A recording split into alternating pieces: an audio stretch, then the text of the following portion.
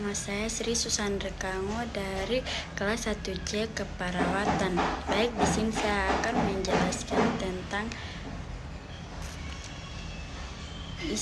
Islam menilai bahwa perempuan dan laki-laki adalah dua pondasi masyarakat, tempat mereka mempunyai peran yang sama dalam penciptaan, pembentukan, pengaturan, dan pemanfaatan masyarakat. Islam juga telah memberikan berbagai hak, kehormatan, dan kewajiban kepada perempuan sesuai dengan harkat dan martabat mereka sebagai makhluk dan bertanggung jawab di hadapan Allah, baik terhadap diri keluarga, masyarakat, maupun negara. Jika Allah saja telah memberikan hak dan tanggung jawab kepada perempuan, yaitu menjadi manusia sebagai hamba Allah, tidak ada alasan bagi kaum laki-laki untuk merasa superior terhadap gender perempuan. Laki-laki dan perempuan adalah sama-sama makhluk Allah yang besok di akhirat akan diminta pertanggungjawaban selama masa hidupnya. Sebelum hadirnya Islam pun, perempuan sudah dapat menjadi pemimpin.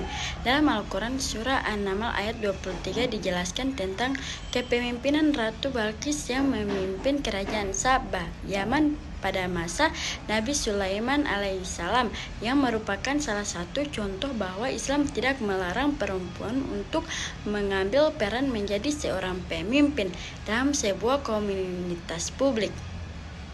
Ratu Balqis menjadi bukti bahwa Al-Quran surah An-Naml 29-33 menceritakan role model pemimpin perempuan yang memiliki jiwa kepemimpinan yang demokratis, arif, bijaksana, dan memiliki kemampuan intelektual dalam mempertimbangkan kebijakan negara yang didasarkan atas kemaslahatan rakyat.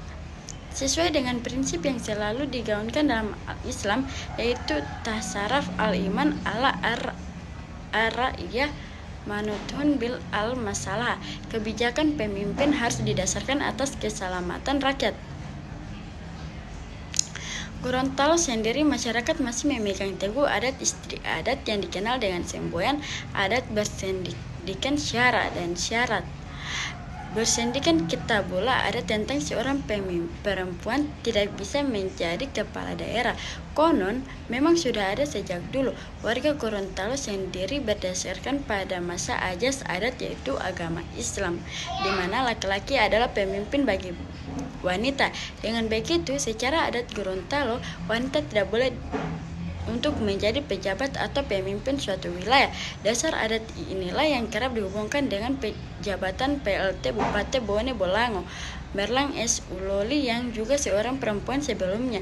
Merlan sendiri merupakan wakil Bupati Bone Bolango menggantikan Hamin Pou yang mundur sejak 3 Oktober 2023 lalu.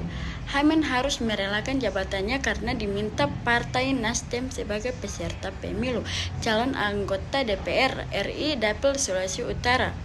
Istilah adat perempuan tidak bisa jadi kepala daerah di Provinsi Gorontalo seakan dipatahkan oleh Merlan. Secara konstitusi, dirinya pun hak penuh menggantikan Hamin Pou sebagai bukti berdasarkan surat keputusan Kemendagri. Saya sebagai perempuan, saya juga ingin menjadi kontribusi terhadap kaum saya. Kita tahu sendiri bahwa keterwakilan kaum perempuan di legislatif dan politik di Bonebol itu sangat kata Merlan Uloli Air Maksum, tokoh adat Gorontalo, menegaskan tidak ada larangan bagi perempuan menjadi seorang pemimpin atau khalifah. Adat tidak mempermasalahkan perempuan menjadi khalifah. Tentu untuk profesi upacara adat kepada pemimpin perempuan ada ketentuan tersendiri, kata A.R. Maksum. Dirinya mencontohkan Megawati Soekarno menjadi Presiden Indonesia kelima dan Khofifah Indar Parawansa menjadi Gubernur Jawa Timur. Mereka adalah seorang pemimpin dan menjadi khalifah di negara ini dari kaum perempuan hasil demokrasi yang dipilih oleh rakyat. Bahkan di wilayah Suwawa sendiri pada masa kerajaan Sabut Air Maksum itu pemimpin adalah seorang perempuan, yakni Mbui Ayuduk dia. Ia memimpin kerajaan Suwawa pada abad ke-5. Mbui Ayuduk dikenal sebagai sosok pemimpin perempuan yang perkasa dan mampu menyatukan seluruh rakyat Suwawa saat itu. tuturnya air maksum. Oleh karena itu, kata air maksum dalam tatanan adat tidak ada masalah kalau perempuan menjadi pemimpin atau khalifah. Bahkan ia selaku tokoh adat pun akan mencakup dan mendukung itu karena ada aturan-aturannya. Jadi sekali lagi kami tegaskan, tidak ada larangan perempuan untuk menjadi pemimpin sepanjang dia menjunjung adat, kebijakan, kekeluargaan, dan hukum, maka itulah pemimpin yang baik. Jadi bukan melihat bahwa dia adalah seorang perempuan, tegasnya dirinya berperan kepada PLT Bupati Bone Bolango Merlin S. Uloli sebagai khalifah atau bupati perempuan pertama di Bone Bolango.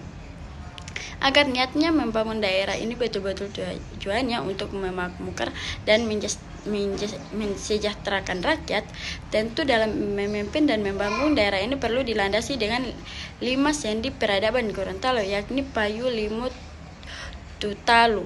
Di antaranya Bangsa Talalo, bangsa ini harus dijaga. Lipu Podudualo, negeri ini dibela. Nyawa Podungalo, nyawa harus dipertaruhkan. Selanjutnya Batanga Pomaya, jiwa dan raga harus diabadikan. Dan Upango Potumbulo, harta harus diwakafkan untuk kemanusiaan.